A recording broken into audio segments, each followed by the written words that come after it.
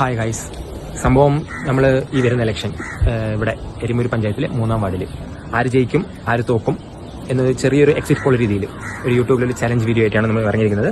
അപ്പോൾ നമുക്ക് നോക്കാം ജനങ്ങൾ ആരിനെ തിരഞ്ഞെടുക്കും വികസനത്തിന് വേണ്ടി എന്നുള്ളത് നമുക്ക് നോക്കാം. എല്ലാവരുടെയും ഒരു സ്ലിപ്പ് ഉണ്ട്. അപ്പോൾ നമുക്ക് ജനങ്ങളുടെ അടുത്ത് പോയിട്ട് ചോദിക്കാം. ബൈ.